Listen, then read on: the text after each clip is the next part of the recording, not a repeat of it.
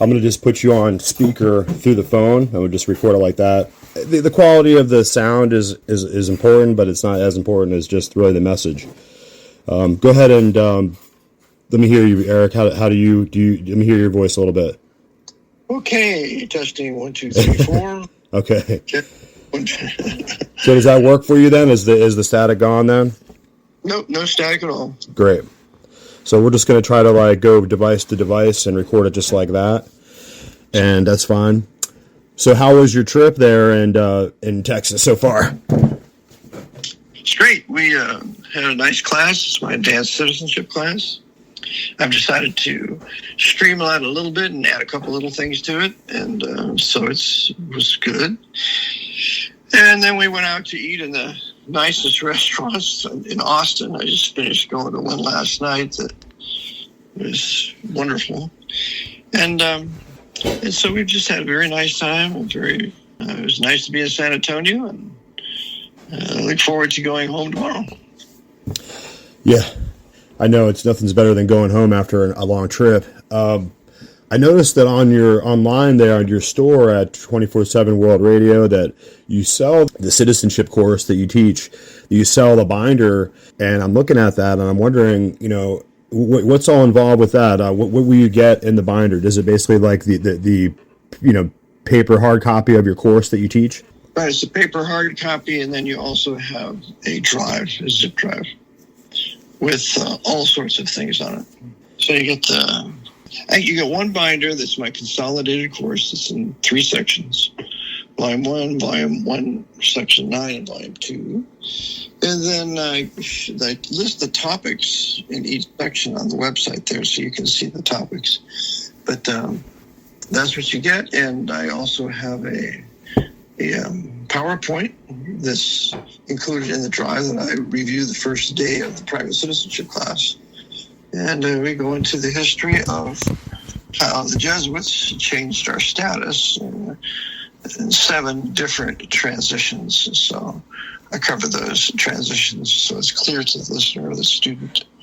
Because there's so many lies and deceptions out here on that topic that I just decided that I would go through the history and just take it line by line and then bring the student to the place. So the final transition is Harry Truman's Proclamation 2914 that declares the state of emergency. It's another war powers proclamation. And that we've been in a condition of national bank emergency, state of war, and foreign war with that proclamation of Truman since 1950, December 16th. But the emergency war powers military government was imposed on March 9th, 1933 with FDR. So we've had 92 years of military government with 87 years of military jurisdiction in all the courts. So I cover all that so the listener or the student can know exactly where we're at and how they did it, and then how to restore your status and then to properly assert it.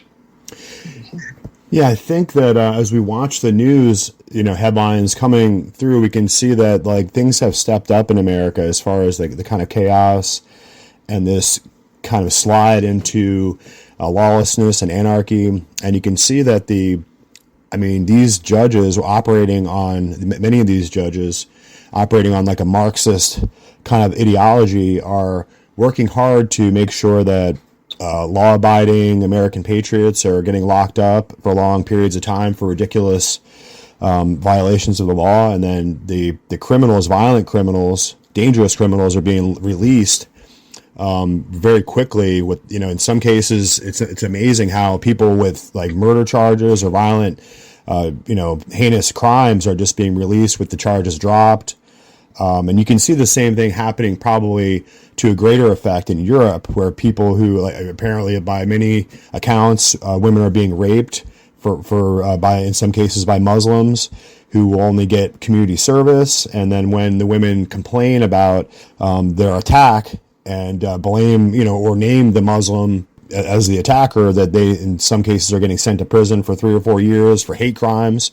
So you can see that this movement towards destroying the populace and kind of making it open season on white European populations is kind of being effectuated in the courts. So I wonder if you could talk to us a little bit about that. It's an obvious dynamic that causes total societal instability, and it's heinous and it's outrageous because there's really no way to rectify the situation unless people, I hate to say it, but people go to arms or people take drastic action. That's right. So remember, the Jesuit order is the most learned, expertise, powerful military order in world history. They have command of the Vatican Library of all the past, which that library has 50 miles of shelving in it. So there is no topic that they cannot be thoroughly versed in or any situation how to handle based upon their past knowledge of events, especially the last 500 years. So their goal in their Counter Reformation is to destroy white Protestant and Baptist Western civilization, which has been their goal since 1534, when Loyola created the Jesuit order. And so they have been progressing to that end since that time. So they have definitely attacked the white peoples of Protestant nations so that they would go to war with each other and kill each other, like the Boer War in 1898-99, where the Boers that were white Protestants in generally South Africa region, the Orange Free State, they were warred upon by the English, by the British, using also the Australians, under the leadership of Queen Victoria and that Parliament of hers and her Prime Minister. So the Jesuits know how to foment wars between historic white Protestants, and they did this throughout the 20th century. Now they're doing it, they're fomenting these wars between the Orthodox whites, Slavs, particularly the Ukrainians and the Russians. So the more white Orthodox young men that are killed, the better off the Jesuits like it. It's pursuing their war. So here in white Protestant Western civilization, the Jesuits, in their control of Islam, be it Sunni or Shia, brought millions of these savages, these uncivilized savages, into Western civilization to rob, rape, murder, to hope to try to take over the culture, and then impose their satanic Sharia law. So this is all orchestrated by the Jesuit generals and the Pope and the secret societies and the Knights of Malta and the intelligence communities. They all work together to this end of causing huge, massive upheavals in Ireland, in Germany, in England. England rioted a few days ago after two Iraqi Muslim savages raped some white girl. They don't tell you that she's white. Can't report black on white crime or Muslim on white crime. Can't do that. You're just supposed to be in the dark. So after they raped her, the Englishmen there went crazy, and they had their riots. And, of course, the cops were protecting the savages. If there was any English patriot there, he would, as a police officer, help them to capture them, give them a quick little trial, and hang them. But, see, the worst thing you can do is punish these savages, whether it's these Muslim savages in England, Europe, and here, or the majority savage blacks that I've preached against for over 20 years. Because the Jesuits have weaponized the blacks of America in general against the whites. Whether it be by robbery, rape, and murder, which they kill 10 white people a day in America, they rape 100 white women a day in America, or whether it's by miscegenation, where they're going to bastardize the white race in North America and give us a mulattoized North America, which would then reduce it to not being a white nation anymore. In addition, they're bringing all the alien Hispanic Roman Catholics in here, millions of them, to further destroy our culture because they have no intention of integrating or becoming part of the culture or becoming Americans. So it's a huge, massive attack on historic white Protestant nations. They did the same thing to Canada under Trudeau, the Jesuit. bringing in the Muslims and also bringing in the other various races of, as far as the Pakistanis and the others with the turbans. So it's a coordinated conspiracy. It's impossible for this to be merely a coincidence. And the end game is to drive the white peoples of Canada, America, England, Germany, France, Netherlands, don't read the Bible anymore. They've been particularly paganized with apostate, ungodly, unbiblical Christianity. And of course, that Romanism is not Christianity, that's Romanism.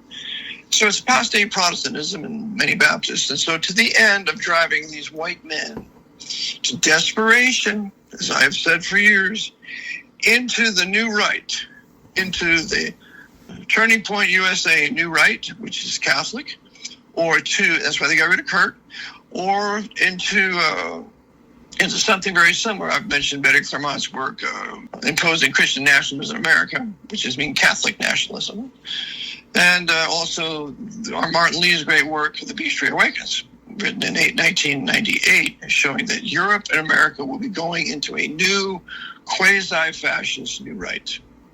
So this is the purpose. This is the purpose for the Council for National Policy, of which Charlie Kirk was a member, of which Steve Bannon is a member, of which Kellyanne Conway is a member, and many more. So it's the new right.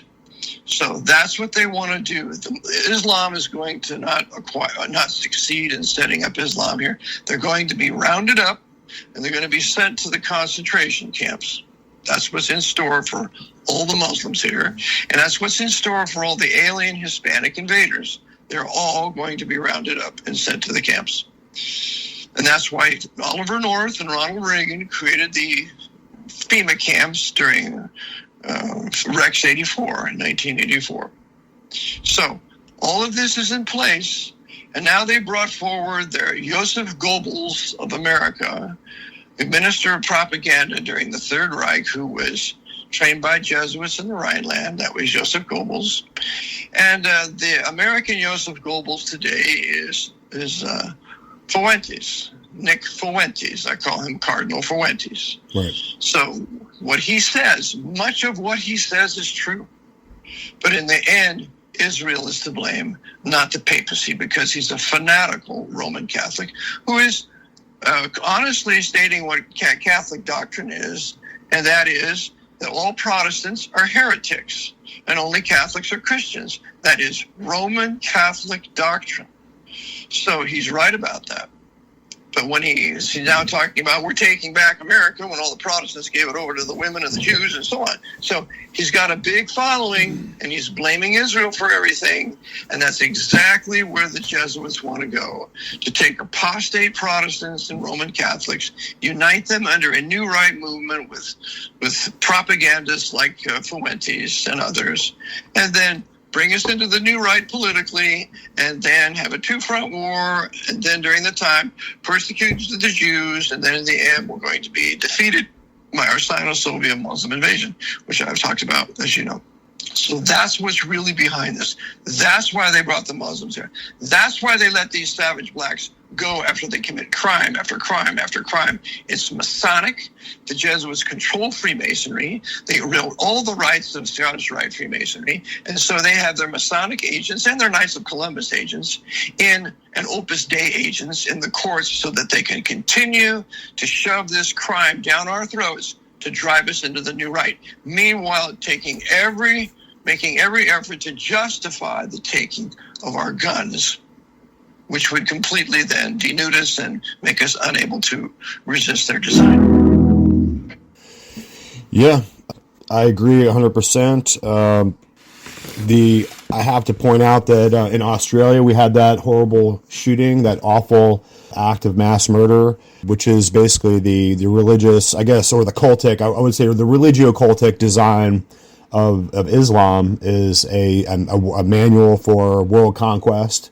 And its whole design, and people obviously don't read the tenets of it. They don't read the hadiths or the Quran, or they don't read what those people believe, or what they, the soil into which they've placed the seed of their faith. which is that their whole mantra is to kill and destroy the Christians and Jews wherever they can be found, and to murder them. So it's interesting to see that the people are reacting there in Australia, and then the elites, they come out to the microphones and they're talking about taking all the guns away, which would obviously make all the Australians totally vulnerable, which is the opposite and the most dangerous course of action to take, because what you should obviously do is to arm all the Australians who are good, patriotic, and Christian people so they could defend themselves against this kind of the tyranny of this murder cult that is Islam. And you can see that when one of the gentlemen was out there speaking, they asked, when the reporters asked him what was the most dangerous ideology in Australia, and he said white supremacy. So, and he's just of course, a white Australian man. Yeah, white supremacy, meaning that white men who want to preserve their culture are full of hate and want to oppress other people. That's their mantra, white supremacy. And that is not white supremacy. That white Protestant Western civilization was founded by whites, and indeed whites were supreme over all the others, but it doesn't involve hatred. And when you destroy white rule, you destroy the country. Example, Rhodesia, aka Zimbabwe, and now South Africa. So you want to destroy white rule, just get ready to have your country turn into South Africa or Rhodesia. So, of course you want white rule, but you got to have white rule of men who read the Bible, that are Protestants and that are anti-papacy. If you have white men that rule that are Roman Catholics, you're always going to have tyranny. So that's what's going on. And furthermore, in Australia, they have, remember, Islam is a sword of the church. It doesn't act independently of the Pope and the Jesuit order, because their high leaders of Islam are all Freemasons. So it's the sword of the church for what? Well, in Australia, when they were killing Jews there, the purpose is to drive the Jews of Australia out of Australia back to Israel. That's their game. And so that's why the Pope's Masonic Jewish Labor Zionists are secretly all for it, because they want to increase the population of Israel for the protection of Jerusalem and the third Hebrew temple that's going to be built after this war. So they're going to drive the Jews out of Australia. They're going to do the same thing here, driving the Jews out of North America with like Damney and others working for the Pope. And so meanwhile, when that happens, Australia will be Judenrein, Jew-free, so that when the Chinese invasion takes place into Australia, the Jews will be gone, and the Chinese will then subjugate, the red communist bloodthirsty Chinese will then subjugate Australia, kill the white people, and Australia will be New China. And that's what's taught in Chinese schools. Australia is taught as New China. So that's what they're doing there. And so the best thing to do for the Australians, particularly the white men who run the country and who live in it and who make it work, they all need to be armed. I passed a law that you're required to be armed. If you're not armed, I'm going to fine you $100 or whatever until you get yourself armed. So because any government that wants to take your guns wants to kill you. And a very good organization in America that makes this point and is a great defender of gun rights is called the Jews for the Preservation of Firearms Ownership. 1,000 times better than the NRA. So they got to keep their guns. They got to return to reading the King James Bible. They got to seek the Lord, because the Jesuits running Red China are planning on the attack of all those Pacific Rim nations, including Australia.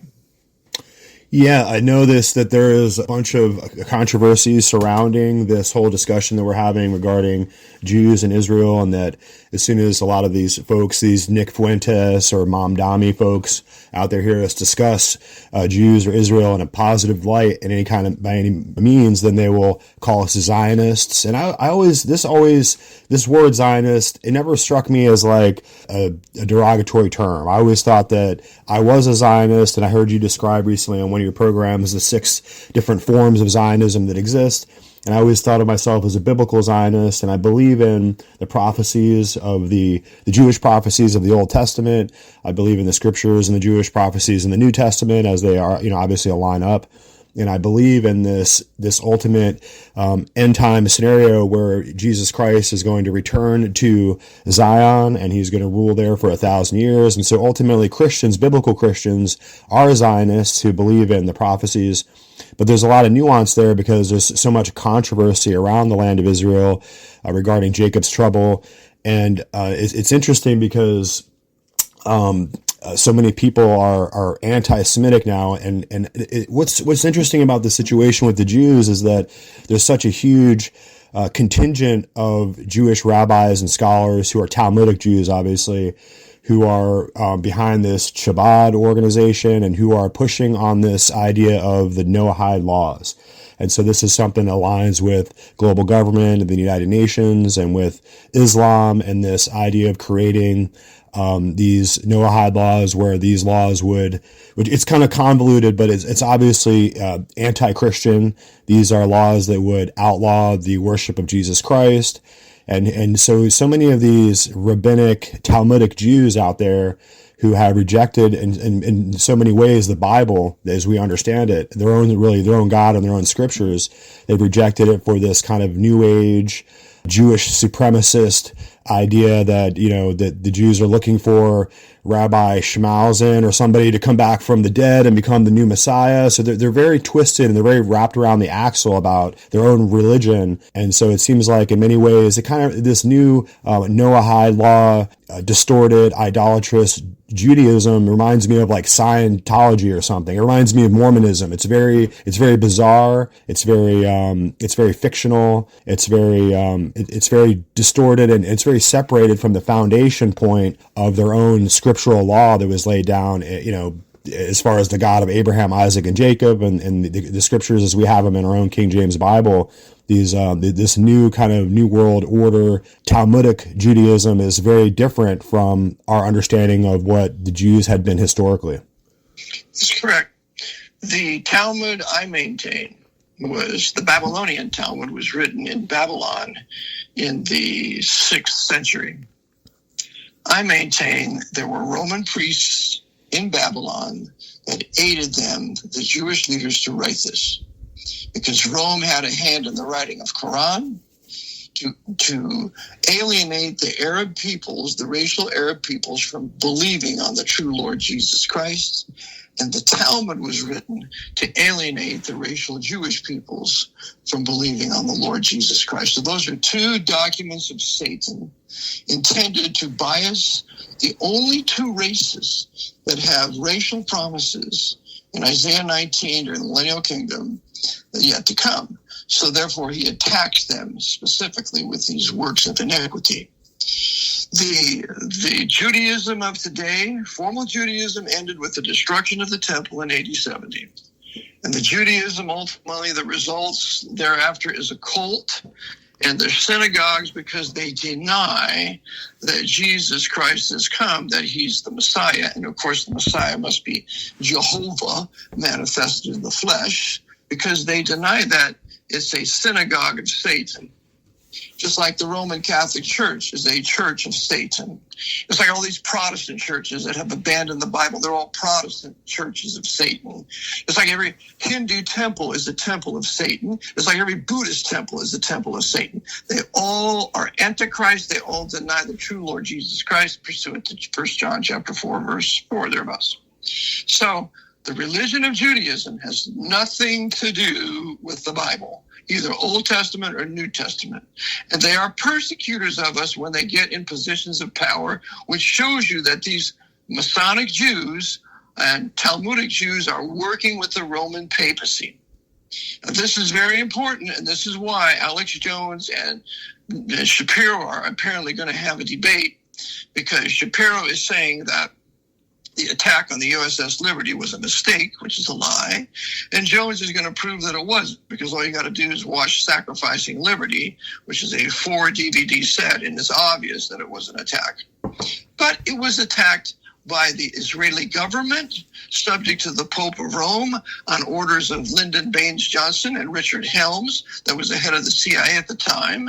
And Rafi Athan was the one who oversaw most of this attack. And Rafi Athan is the Jewish man that was involved in the betrayal of Jonathan Pollard and sent him to prison for some 20 years. So you have these Talmudic Jews, these Orthodox Jews that are satanic in their religion. They're enemies for the gospel's sake, but they're beloved for the Father's sake, because they're still racial Hebrew Jewish Israelites. But their religion is Antichrist. And so we also have the Masonic Jewish labor Zionists that I've covered or began to have covered in a couple of broadcasts that were working with the papacy for the Eurasian Jewish Holocaust, like Rudolf Kastner, who became the right-hand man of Ben Gurion in the government of Israel. And so what happens is Rudolf Kastner is working with Lieutenant General Kurt Becker in the rounding up, and is also working with Adolf Eichmann in the rounding up of 400,000 Jews and sending them to Auschwitz. And there was a deal that Eichmann proposed to Joel Brand. And the deal was, if you get us 10,000 tanks and 10,000 trucks or whatever, we will spare 1 million Jews. And that whole deal was nixed by Ben Gurion, by Rudolf Kastner, and those that would come to rule the government of Israel in the future. So all those that are defending Israel must defend the people's right to their land, pursuant to Genesis 15, Genesis 17, and thereabouts. But they have to expose the government of Israel as evil in that it's working for the Pope, just like the government of the United States since March 9th, 1933 is an evil emergency war powers military government serving the Pope. So Ben Shapiro is going to get destroyed in that debate by Alex Jones, because if he doesn't abandon this lie that the attack on the USS Liberty was a mistake, he's going to be destroyed. That's going to be the end of the Daily Wire. And now it'll create more anti-Jewish fury, because Jones is going to prove that Israel was behind the attack, when the one behind the attack was Francis Cardinal Spellman, the overseer of the murder of our first Roman Catholic president, JFK. So that's where the Jewish religion and the Judaism stands today. Yeah, I think far from being just blind supporters of Israel, which is, I think, what is meant by this derogatory term Zionist. We are very skeptical of the government of Israel, and we recognize that obviously there was Rothschild and British, intelligence behind the creation of the Jewish state. But ultimately, it's God's project. It's His people. It's His land. And there are a lot of people, obviously, a lot of Jewish people that are going to fall short of understanding who the Messiah is. But that blindness has come on to them in part so that the Gentiles could have an opportunity to receive the gospel. And that will end. I think that this separation between the Jews and their Messiah is going to be short-lived once the gospel comes to them and is preached to them. And I think that I wonder how it could be that so many of these so-called rabbis or Torah scholars could turn to the Talmud and not recognize how ungodly and how wicked that is, and how they would cause the Talmud to be in a superior place over their own scriptures, And it reminds me of the Freemasonic Lodge, who, if you read Albert Pike, and I've never been in the lodge, but I've read enough about it to know that on their altar they have the 3 lights of the lodge. And one is the King James Bible, one is the Talmud and the Jewish writings there, and also the other one is the Quran. And these are the 3 different books that they are working diligently to construct a universal world religion in the background of all of our lives. And I think that is what you see happening in Jerusalem when we had this idea of wanting to build a 3rd temple. It's the 3rd temple that Islam wants. It's the 3rd temple that the Talmudic Jews want. And it's the 3rd temple that the papacy wants, because that is going to be the construction of this united religious initiative, or this new world order religion that they're trying to put together. I think that once they put it together, that all of us who resist that universal religion and for the sake of peace and security of the world will be outcast, and will be in great danger if we will not submit to that new system of religion they're putting together. Well, no doubt this is part of the Jesuit order's New Age movement. That the great Jesuit movement of this was Teilhard De Chardin, that taught 120 New Age movement leaders. So it's the Jesuit movement for a world government and a world religion. But the world religion is to be consolidated in the hands of the Pope. As I teach, every Pope is an Antichrist. The papacy is the dynasty of the Antichrist, and the final Pope of Rome will be slain with a sword, rise from the dead, Revelation 13:14, to be the beast or the Antichrist with his false prophet. So At that time, there will already be a third Hebrew temple in place. So Satan wants the third Hebrew temple in place, and so does the Lord, because the Lord calls this Hebrew temple the temple of God in Revelation 11. Christ calls it the temple of God in Matthew 24, I believe he mentions that, talks like the house of the Lord. And then it's also spoken of in 2 Thessalonians chapter 2, with the temple there, when the Antichrist sits there, the beast sits there showing himself that he is God. So for the mystery of iniquity, Satan's mystery of iniquity, there must be a third temple. For the Lord's mystery of godliness, there must be a third temple. So it most assuredly will be built. But the Lord's going to use Satan's Masonic Jewish labor Zionists and the political power, of course, and they're ruled by the Jesuits, to finance it and to build it, because the third Hebrew temple is already cut. Every stone is already cut. All they need is a war there to remove those Muslim mosques, and they'll be ready to assemble that within weeks, probably. So that's their game. That's why there has to be a war in the Middle East and the destruction of those mosques. So anyway, my big concern now is they're creating anti-Jewish fear in America, and I've set my face against that. I'm going to do a series on the protocols to show how the Jesuits wrote the protocols, according to Leo Layman in his great work Behind the Dictators. I'm going to go into each separate protocol and show how the Jesuits have done this. And they have used certain Masonic Jews to aid them, but the Jews run nothing, according to Christ and Luke, because Gentiles trod down Jerusalem until the times of the Gentiles be fulfilled. So Jews do not rule Jerusalem.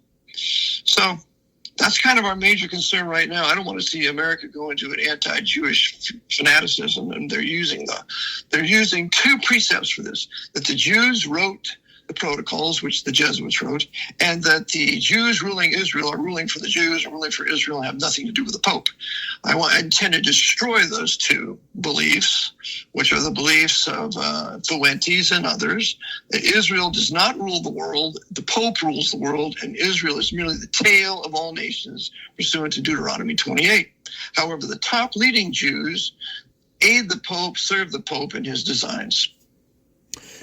Yeah, it's interesting that the dialectical environment in the United States regarding the clash between the Republicans and the Democrats, if you follow up the parties to their highest level of control, you'll see that there are Roman papists, on both sides of the equation there. It reminds me of, recently I've been listening to Kyle Seraphin, who is this ex-FBI agent who was treated very badly and who is exposing some of the a lot of the corruption that goes on in the FBI. Since he's an insider, he can read the tea leaves of what happens inside there very clearly, and kind of put out a podcast that show the American people what's going on there, and kind of how lackluster and weak Kash Patel has been, and Dan Bongino, and how weak they have been in trying to actually change the culture and the environment in the FBI, which they failed to do. And it's interesting that on one hand, we have Nick Fuentes, a kind of rabid Roman Catholic propagandist and provocateur who's out there really, as a demagogue, really amping up the American people against the Jews. And he was at the January 6th riots. He was egging the people on January 6th with a blowhorn. Yeah, go ahead. Yeah, and he of course, they never arrested him. They arrested every grandmother and every random person, but not him. That's right. And it reminds me that Kyle Seraphin, I wanted to reach out to him and talk to him, because he's on the show and he has a lot of issues and a lot of problems with what is going on with this power structure in Washington, D.C., which is all Roman Catholic, but he himself professes to be a Roman Catholic. Kyle Seraphin does. And I wonder, he has a lot of issues with what the papacy is doing and running all these illegal immigrants over here, and all the things that he complains about in his, illegal invaders. Yeah, they are invaders. Immigrants. We can never use that term, but go ahead. Yeah, we're being way too kind, indeed. The illegal invaders that they're shipping over here through these United Nations and World Economic Forum channels to really destroy our economy and destroy our country. Kyle Seraphin has a big problem with that, and a lot of these policies that the Roman Catholics are implementing in this country. But then I would ask Kyle Seraphin, how if you have a problem with so many of these policies, are you going to remain part of that wicked church? Maybe you should take time and read your Bible and realize that Roman Catholicism is not Christian by any means, but it's a system of paganism, ancient paganism that God really hates and God condemns in the scriptures. It's all about commerce and war under the guise of a Babylonian religion. And so that's right. That would be a good question to put to him. But what Kyle needs to know is that the FBI has been evil from the beginning.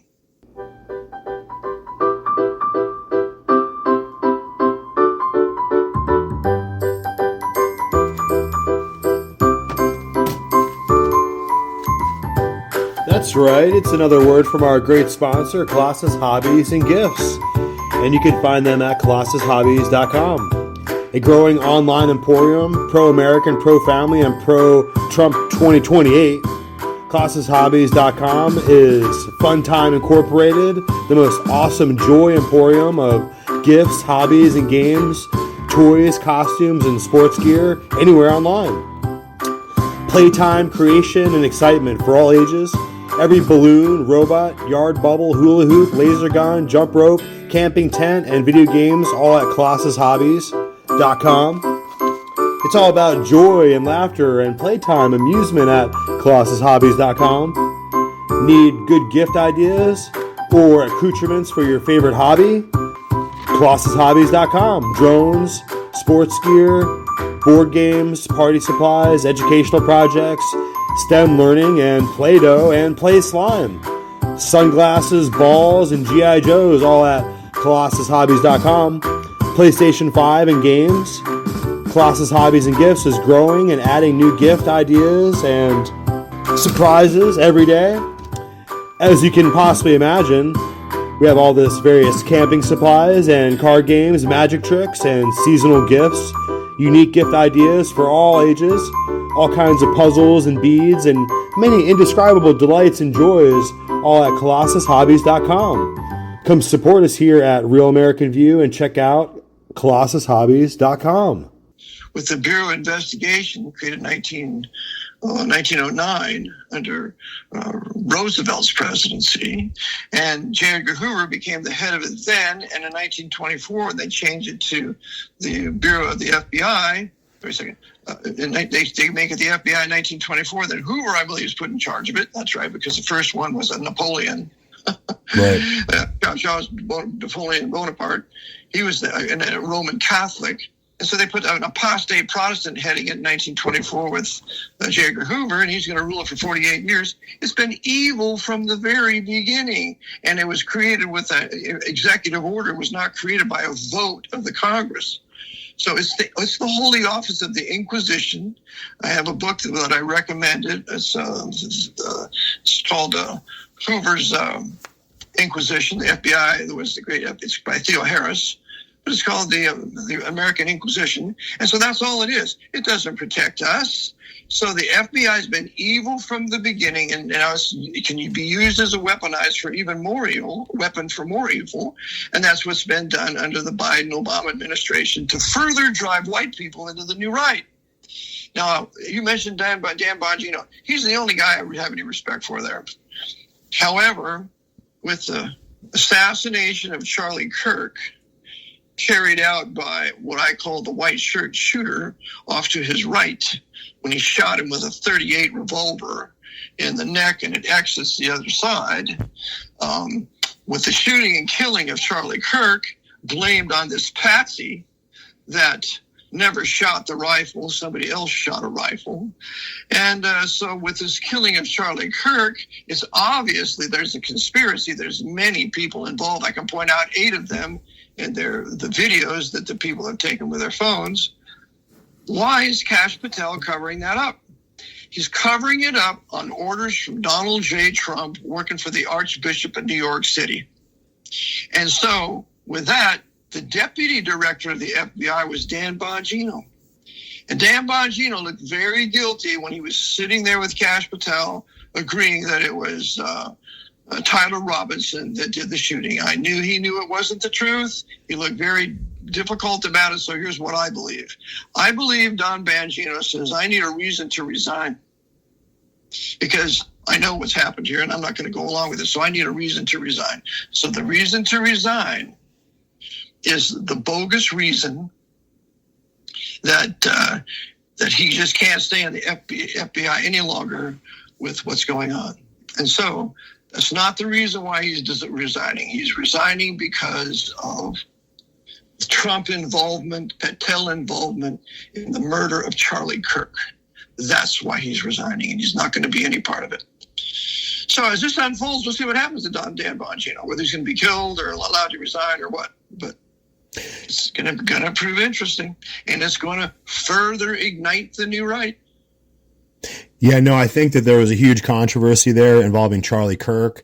I recognize just from recently listening to his podcast when his wife was on there speaking. I recognized at that moment how intelligent she was. She's a supremely intelligent person.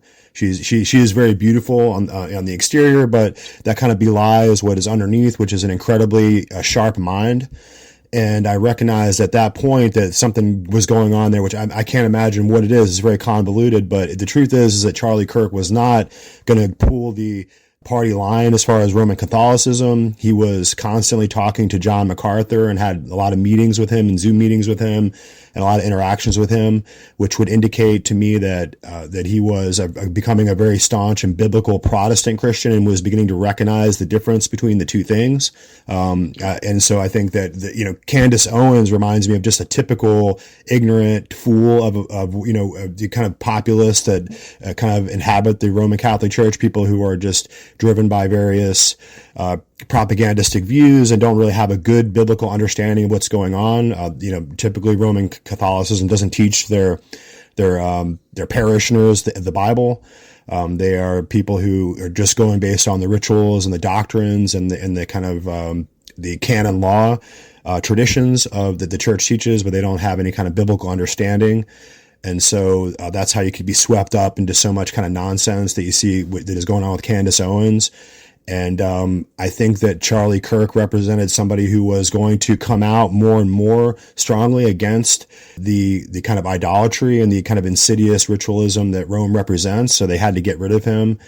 And that's the first reason. And you can see I had to leave the TPUSA group, and I had to kind of unsubscribe, and I had to disconnect myself because I heard just from listening to the Noise of Thunder podcast recently that they were starting to have the Eucharistic adoration at the TPUSA events. So I know that is exactly the type of thing that Charlie Kirk would have never allowed. That's right. It wouldn't go along with that. And that's the major reason. But remember, Charlie Kirk had been a member of the Council for National Policy, right? So he had compromised his position of being separate. He also embraced Scientology, the leaders of Scientology. So he compromised his position. Did he do that for political reasons, or? Of course, right. Of course, to unite the whites, because Scientology is white. So as to unite the whites in all one big new right. But Candace Owens, her purpose is to unite the blacks into a anti-Israel position. And that will bring in the Black Nation of Islam that hates white people and hates Jews and hates the nation of Israel. So they're going to fall right in step because it's Masonic too. So they have to create an anti-Jewish fury in America. And that's the second reason they got rid of Kirk. Kirk was asking the hard question, did the government of Israel stand down when Hamas attacked out of Gaza and killed those 1,300 Jewish young people? And he said, of course, we know they stood down for 7 to 8 hours. And so this was an attack on the government of Israel ruled by the Pope. And so for those two reasons, his revolting against the papacy and seeing where TPUSA was going, and also for blaming the government of Israel to working in conjunction with Hamas, Netanyahu working with Hamas, for this attack to foment this war in the Middle East that will be used to bring down the mosques in Jerusalem for the Third Hebrew Temple. So for doing those two things, that's why the CIA, the Pope, CIA, or intelligence community, I don't care what branch you want to name, that's why they killed them. And then there's no investigation, no FBI investigation, and they're talking to other men that posted their videos and telling them to remove their videos from the web. So it's a huge cover-up. Trump's involved, and he's the servant of the Archbishop of New York City, which is they're going to get a new one appointed by the new Pope, and he will take the place of Timothy Cardinal Dolan. What do you think happened there? It just is time for him to retire, or is there just some new, power play coming into place? I know that these things are always, the house of the enemy is always divided against itself and doesn't stand very well. I wonder if that was what the maneuver was there, because it seems like that the Timothy Cardinal Dolan's a pretty powerful individual. He wouldn't easily be removed. Well, it was a purpose to move him, and of course he agrees to it, because the new Archbishop of New York City, which is the Archbishop of the political capital of the world, according to John Paul II. They put in the Pope put in his old friend, Hicks, I think's his name, is going to be the new Archbishop. So they're aligning Americans, and I think Chris Pinna was right in his Noise of Thunder when he said, he quoted the Jesuit magazine America, with the new American Pope, does that mean the end of the American Empire? And I think when he quoted that article in America, he's right on point. That's the point, right? Yeah. So we're going to end this empire. This empire is coming to an end, and probably in the next 10 years or so, through the anti-Jewish fury, the persecution of the Jews, the two-front war, and then our Sino-Soviet Muslim invasion, which is exactly the same program the Jesuits used against Germany in the 1930s and the 40s. Right. Fascism, radical nationalism versus communism. Both That's forms right. being fascist. Radical papal nationalism, Roman Catholic nationalism is always invasive. It's never within its own borders. It always has to invade other countries. And so that's not biblical nationalism.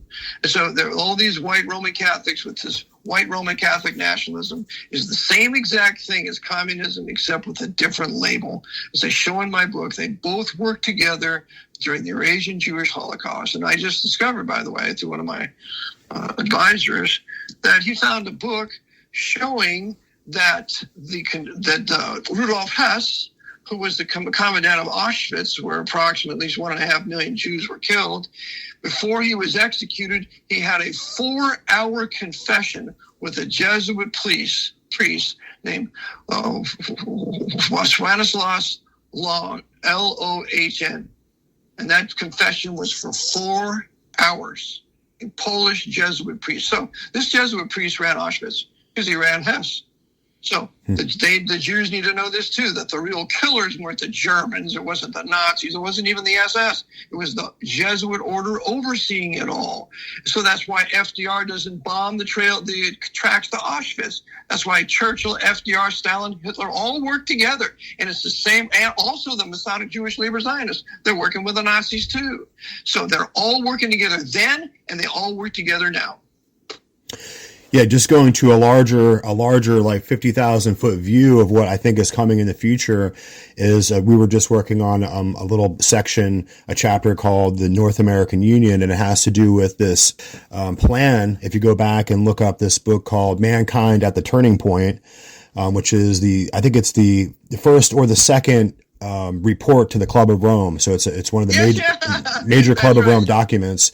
And what it talks about is separating the entire globe into these 10, this model of 10 subsections, 10 supranational governing bodies that will govern the world. And so you can see that the European Union is the first of fully formed of these unions. And they want to have a North American Union, a South American Union, an African Union, an East Asian Union. And so it's going to be hard for them to arrive at this point where America capitulates, gives up its constitution and its national sovereignty, and decides to be folded in to this North American Union without what we're seeing happening in America now, which is the destruction, the gradual technical destruction of America's civil society and its constitutional liberties and et cetera. And I think that they want to. We were looking at the study of the Club of Rome when it got started in 1968, and the founders, when they first got together, I think it was Aurelio Pesci and Alexander King, et cetera. Those guys, when they first met in their first meeting, they met in Rome at this place called the Accademia dei Lincei. And I looked up the Accademia dei Lincei, and it's a famous Roman scientific college that boasted the attendance. One of the members was Galileo, And it of course, it's replete and totally full of Jesuits at this academy. In fact, the guy who started it, if I remember his name right, it was Federico Sessi. And of course, his mother was an Orsini. So she's from the royal, the black nobility family. She was a princess of the Orsini family. And this is the mother of Federico Sessi. And of course, he founds the Accademia dei Lincei, according to his own records, after the Jesuit order. And he makes it basically a cookie cutter, where the same discipline, the same kind of requirements for the rules that they have, very strict rules, and the very strict exercises and things like that. And it reminds me of the same exact thing that was said by Hitler regarding the Nazi Party and the Third Reich, was that he modeled it after the Jesuit order.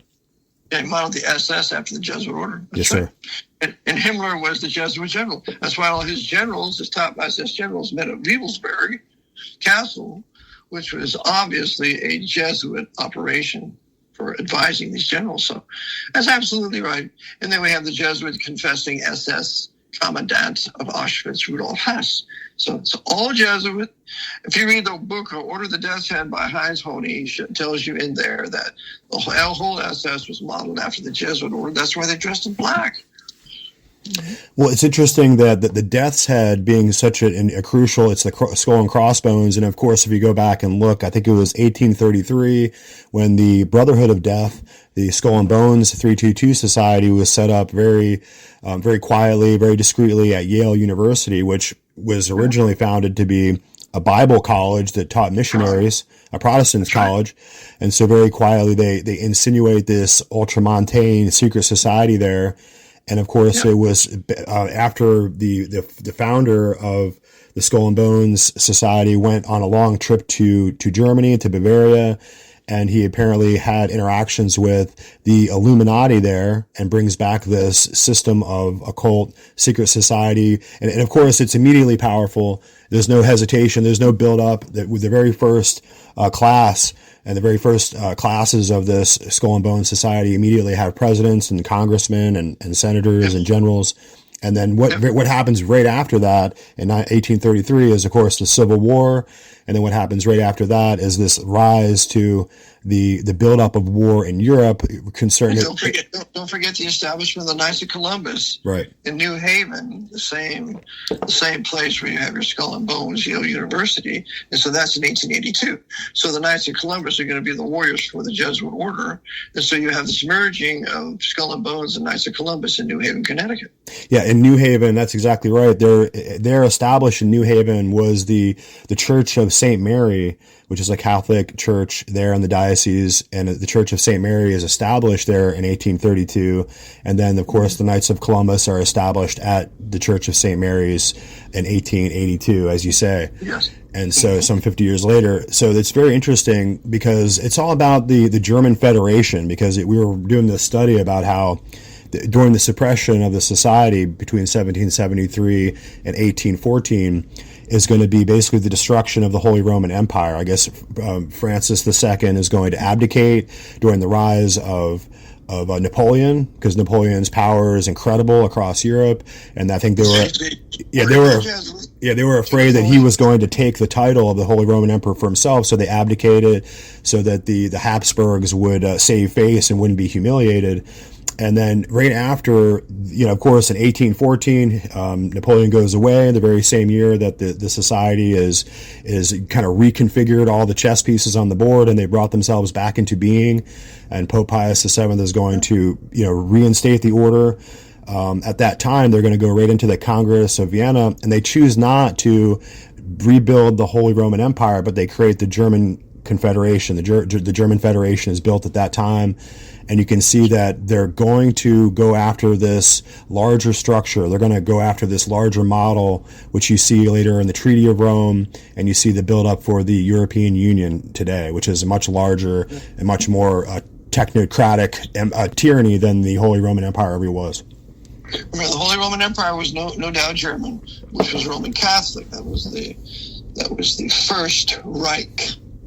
And it ends in 1808 with Napoleon. Napoleon is very famous for saying the Holy Roman Empire is not Roman, nor is it an empire, neither is it holy. Then he's crowned emperor by the Pope, takes the crown off out of the Pope's hands and puts it on his head. But then, but he does it in a way where he mimics Charlemagne's coronation in every single way. So he represents kind of like a new French Holy Roman Emperor in his own right. Correct. Yeah, that's right. And so after Napoleon has done his duty for the Jesuit order, and they then remove him.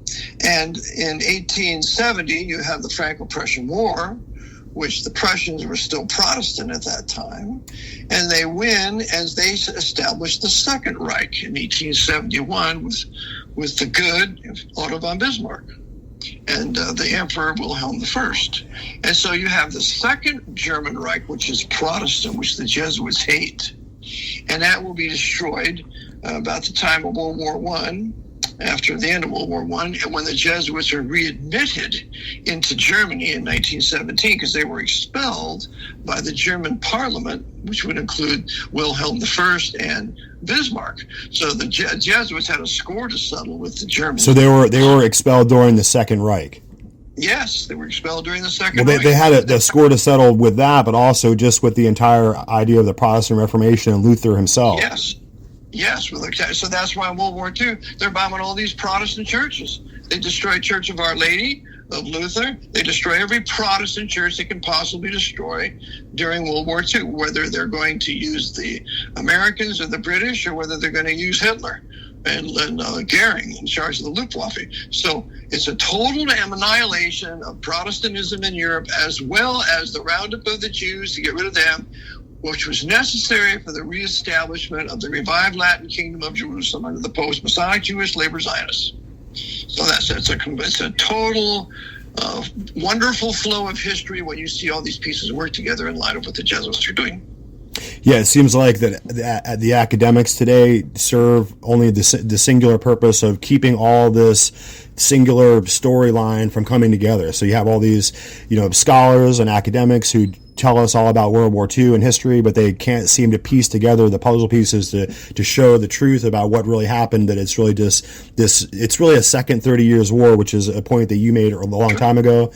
And it returns us to this conflict of the Counter Reformation and the Jesuits revisiting the Treaty of Westphalia and bringing back the same nations who were all there during the first 30 Years War and bringing them back into an annihilation that they don't even recognize even happened. Yeah, that's right. And I thought I had found this phrase, Second 30 Years War, because I read it in Greisinger's work on the Jesuits. History of the Jesuits was told to the German people in 1872 by Theodor Greisinger. And he talks about what can we expect more, what the Pope declared to be infallible in 1870, than a second 30 Years War. Right. And I thought, wow, he said it. But then Chris Pinto came out with his very good DVD on American Jesuits, and he quotes Winston Churchill, who said, "We have just went through a second 30 Years War." So he found that where Churchill said that. I don't think de Gaulle said it. I think it was Churchill. I might be mistaken.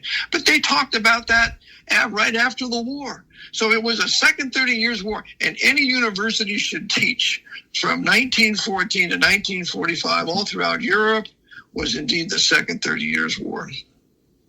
Yeah, so I look at the buildup of all these globalist structures and these internationalist structures. You have the World Bank, you have the World Trade Organization, you have the International Criminal Courts, the World Economic Forum, the United Nations, the World Health Organization, on and on and on. And these are the externalized components of the New World Order that's being built up. But of course, these are all the systems of the papal knights. So if you look behind, we were just looking at how Klaus Schwab received several papal knighthood orders. I think he has 3 of them now, one from Germany, one from England, and so on and so forth. So you can call him Sir Klaus. And so you can see that behind it, the same thing is true with the Bilderbergers, who we might not fail to mention. The Bilderbergers was established by Prince Bernhard, a very powerful Knight of Malta, who was handed over to his daughter, who became Queen Beatrix. Knight of Malta. So this entire apparatus of globalism and New World Order is really an ultramontane system of the nobility who are regaining their power, their universal power over all the world and over Christendom. The divine right of kings, which was the design of the Counter Reformation to destroy nationalism, to destroy national sovereignty and political liberty throughout the world. That's right. They always are. The Jesuits are the great absolutists. You can read this in a book titled "The Crisis: American Enemies Unmasked." It's on the Jesuit Order, written by Wayne Lawrence in 1855, and they talk about the Jesuits are quoted in there where they say, "We are absolutists. We do not believe in limited government." And so they love their kings, they love their dictators, they love their tribal chiefs. Anything that limits any political power is accursed by them. And so that's the Protestant Reformation. The nation's born out of that. It was limited government. So we have to destroy them and impose some sort of ultramontane, that means over the mountain or new rights, government with some sort of dictator. And that's exactly the end game of the new right being created here with TPUSA, the new Republican Party. That's their game, based upon legitimate grievances of all of us white men that we've been persecuted for the last 90 years. So they take those legitimate grievances and funnel all that into the new right. It's interesting too that when I do my research with Napoleon, it's very difficult. I mean, now with AI, I don't know if you've seen this with AI and all of its different forms on Google or Grok or anywhere you look at it, it literally exists to cloud and muddy and obfuscate the facts and make it very, very difficult to get to the bottom. It calls you a conspiracy theorist. It says you're peddling dangerous ideas if you start to ask some of these questions.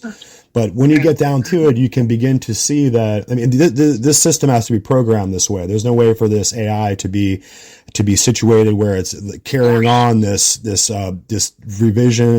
revised history in order to make it difficult to come to the truth. But ultimately, if you look at it, it tells you that Napoleon was not a Jesuit, he was not a Roman Catholic, and that he had nothing to do with it. And then ultimately, if you read the history very well, at the very end of his life, he did have the last rites written, given to him, and he wrote in his will that he died as a part of the Roman and Apostolic Church. Just like Hitler. Right. It's very interesting because he's exactly the form of Hitler. If you read this is a quote from Napoleon here. I know you're familiar with it. The Jesuits are a military organization, not a religious order. Their chief is a general of an army, not the mere abbot of a monastery.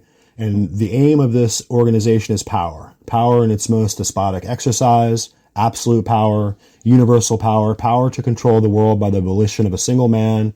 Jesuitism is the most absolute of despotisms and at the same time the greatest and most enormous of abuses. And so this is that was quoted out of the Captivity of Napoleon at St. Helena by who wrote it was General Charles. And so that is a classic work. I do put that quote in my book, Vatican Assassins. And it shows then that Napoleon knew absolutely the power of the Jesuit order because they brought him to power out of Corsica. He was the answer to the French Revolution getting out of control under Robespierre, so they bring Napoleon to power. So, because the Jesuits had been consigned to Corsica during their suppression by the French, by Louis XV. And so the Jesuits were sent to Corsica, and out of there they bring Napoleon to power. So in any event, we have, that's exactly right, with Napoleon, with Hitler, all these dictators on behalf of the papacy, and we're going to have one here now. Coming up, what I maintain is going to be J.D. Vance. J.D. Vance will follow Trump, and he will be a most notorious dictator. And good old Erica Kirk is pushing him to be the president for when the next election happens. So TPUSA is going to back J.D. Vance, Roman Catholic, fanatical Roman Catholic J.D. Vance, because he was converted, quote unquote, after reading the works of Thomas Aquinas, who said after the first and second admonition, you put the heretics to death in his Summa Theologica. So it's radical new right Romanism with TPUSA and Vance. And as you said, that's why they got rid of Kirk, because he would never gone along with it.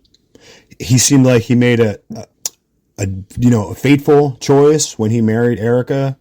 He made a decision, to marry a beautiful woman. But I think that on some level, he probably had no idea what he was really getting into. I think as he got older and learned more, he began to realize what he was really involved with there, with the Council for National Policy, and what it was really about, and kind of being able to parse the difference between Romanism and Christianity. And so I think maybe that's not something that he understood entirely early on, but it got a really good and close look at it. It reminds me of Samson and Delilah. Like he was in a situation where he was in their power the whole time, but didn't realize that he was. And so ultimately, I think he's with the Lord right now, but that's, I do too. Yeah. I think he was a saved man, but he was betrayed by his inner circle. And one of his big betrayers was Frank Turek, that wicked sinner, head of apologetics. He is the key conspirator in his death, and he's the only one that's allowed to talk. Dan Flood, who was the guy who gave the signals closer to Kirk, he is not talking. They don't interview Dan Flood, and I wonder why. So he was totally betrayed to bring TPUSA. So Frank Turek is the gentleman who steps back with the hat signals and steps back, because I know Alex Jones says that the guy with the white shirt shooter, was just had a water bottle or a camera phone, but that's ridiculous. I zoom in, I look at it very closely myself. It's obviously that he puts up his arm, he holds up a small gun. If he could have easily put a laser pointer right on his neck and without even having aim, and just squeezed it and popped it. And that's exactly right. A woman standing next to him. Almost falls over. She does. She falls away from him. So it's obvious he's the shooter. And I have it on my website. If you've probably seen it there. Mm-hmm. But I put that up there, and I'm not removing it. It's going to stay at the top of the website no matter what. And so then he did the shooting, and nobody looks over there. Well, Turek said, I thought the shot was closer. Well, he knows it was closer. And so, but the guy in the black T-shirt that does the last arm signal with his Dan Flood. right arm. Dan Flood. Dan Flood. This is the guy that gives the key signal for the shooter in the white shirt. And he is not talking. Nobody interviews him. I'd like to see Alex Jones interview him, which he'll never do. No, I think that they had him up on that kid who's the patsy. They had him crawling up on that roof at that time. He probably never even had a chance to even get his granddaddy's gun out. As soon as they had the patsy in place, they did it right away. They're like, oh, he's up on the roof. He's going to take the fall, so just shoot him right now. And you can see that just by watching the video that the shot comes from Charlie's right to the left. It goes through his throat. It's not coming forward at his throat. It's coming from the side. There's no way for it to be from any other angle. No way, except at that angle right there. And so Patel's covered all this up.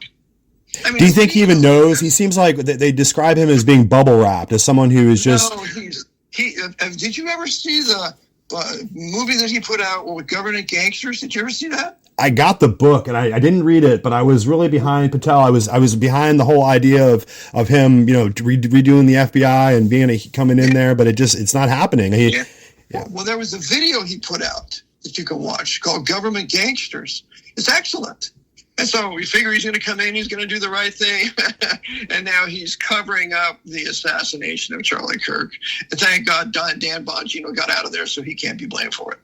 I wonder at Kash Patel, going in there and swearing in his oath on the Bhagavad Gita. I'm thinking, there's no way that you come to the West, go to Western colleges, have the kind of enlightenment of modern educational institutions, and still believe that the Bhagavad Gita is anything but just a bunch of mythical rubbish. I mean, how do you swear in an oath on that? I mean, you would do it on the Bible just out of respect for the nation, even if it's not your thing. You would, I can't imagine him doing such a thing.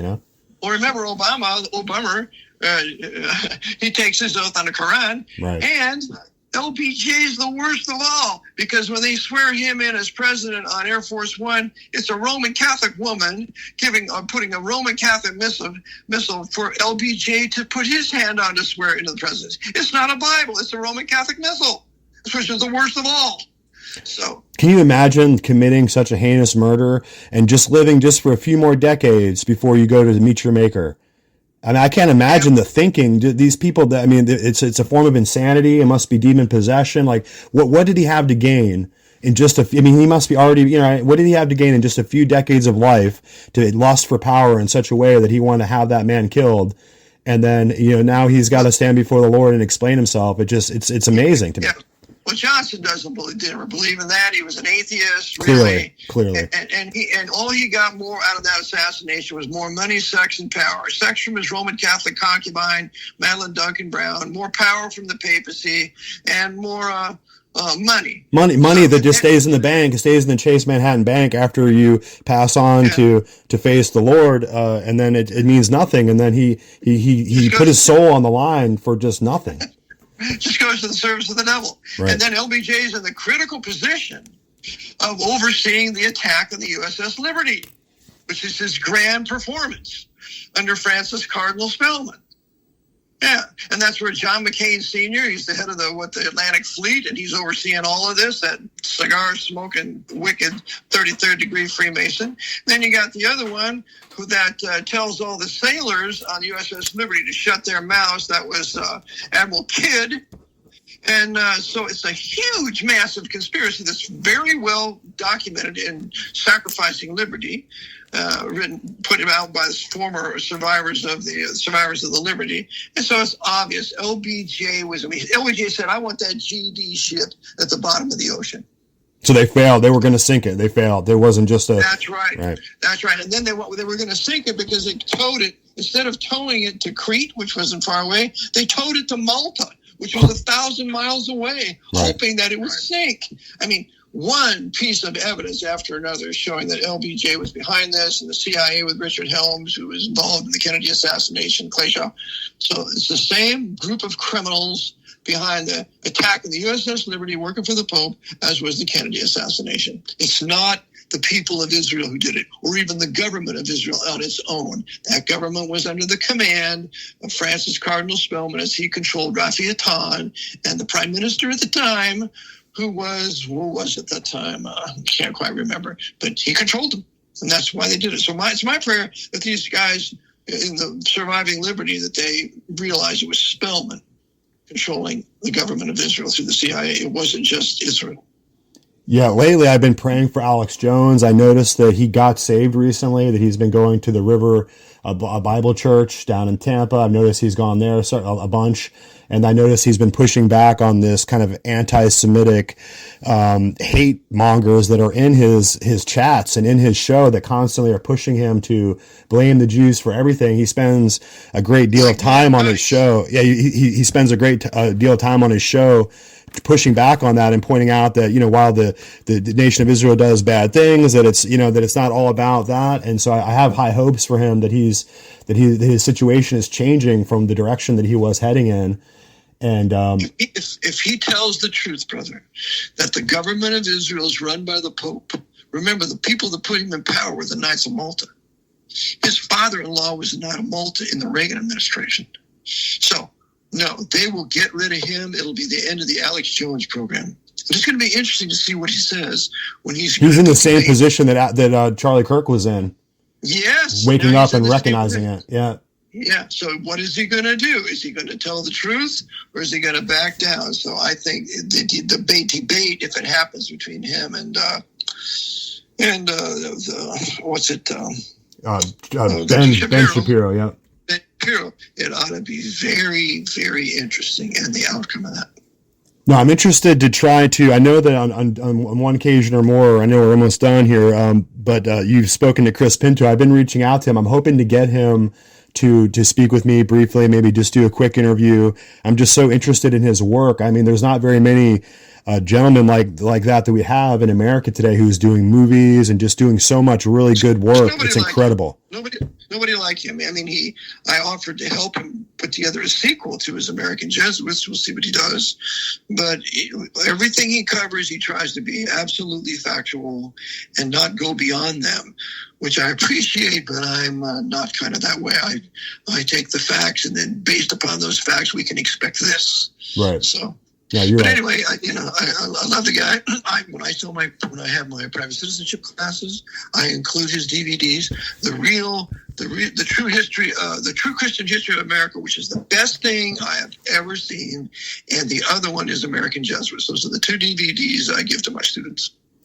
Yeah, and just in closing, I was doing a lot of research here about the United Nations, and I recognized how much power the Roman papacy has at the United Nations, including being a permanent observer state status, including the island nation of Malta has its own seat, and also separately the Knights of Malta have their own permanent observer status at the United Nations. And then here's a list of of not all, but most of the military, the knighthood military orders that have observer statuses at the United Nations. And here it is. It's the first one is the Sacred Military Constantinian Order of St. George, the Sovereign Military Order of the Temple of Jerusalem, the Equestrian Order of the Holy Sepulchre of Jerusalem, the Order of St. Sylvester, the Order of Pius IX, the Order of St. Gregory the Great, Order of the Brothers of the German House of St. Mary, and the Teutonic Order. And that's just basically a generalized, there might be more. In other words, there might be more knighthood orders, but I asked AI, is there any other organization in the world that has more knighthood orders with observer status at the United Nations than the Roman papacy? And of course, the answer is no. So you can, this tells you what the United Nations is. The United Nations apparatus represents the established global governance of the papal knighthood orders over the world. That's exactly correct. Very good. And of course, they're always voting against Israel to create anti-Jewish fury, because they got to get all the Jews back to Israel with the last mad attempt to kill them all there. But lo and behold, there'll be a great surprise. Indeed.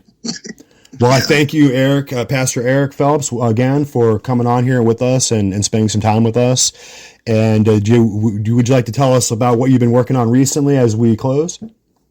Yes, I've been working on some legal matters. I'm bringing a case before the Supreme Court on two questions concerning the man's private pre-March 9th, 1933 private citizenship status, and whether he has the right, therefore, to a civilian due process of law. Now, those two questions are going to be before the Supreme Court within the next month, and we'll see if they deny the petition for writ of certiorari or if they hear it. If they hear it, this will be a monumental event, because the questions with regard to old citizenship status that we all had before March 9th, 1933, and also civilian due process of law, and the federal or state courts will see what they rule. So anyway, Lord bless. It's always good to talk to you and your listeners. Lord bless you too. You have a great day. Bye-bye. Thanks. Bye-bye. ForgottenBooks.com. Guys, you guys have to check out ForgottenBooks.com. It's just a really wonderful outlet. Forgotten Books is a London-based book publisher specializing in the restoration of old books, both fiction and nonfiction manuscripts that are hard to find, almost forgotten and lost to modernity, right? So we have some really incredible books here on ForgottenBooks.com. And as we look through, I'm just looking through some of the headlines here, and it's incredible. Like I can see here that a lot of Helena Petrovna Blavatsky's books are here. So I could see studies by Malachi Taylor on Ephesians. Fascinating. I can see here an essay on church government by an unknown author, right?